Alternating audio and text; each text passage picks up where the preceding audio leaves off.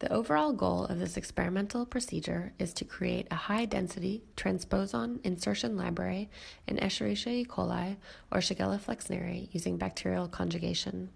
This technique allows the creation of hundreds of thousands of unique bacterial mutants by the random genomic insertion of a TN10 transposon. The main advantage of this technique is that the transfer of the plasmid harboring the transposon is done via bacterial conjugation instead of other less efficient methods such as electroporation. Additionally, the TN10 transposon itself inserts into the genome with less bias than other transposons.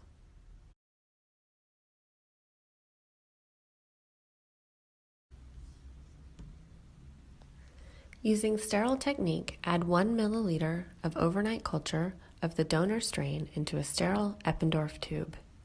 The tube should be labeled, for example, with a D for donor. Do the same for the recipient strain. Removing 1 milliliter of overnight culture of the recipient strain into a sterile Eppendorf tube. Again, for example, labeled with R for recipient.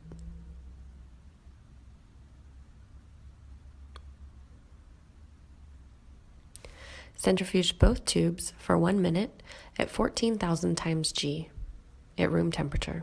This can be done on a benchtop centrifuge. While the centrifuge is running, prepare the filters for conjugation. Use sterile forceps to place a nitrocellulose filter onto a labeled LB agar plate containing no antibiotics. Alternatively, in place of nitrocellulose filter, sterile blotting paper may be used.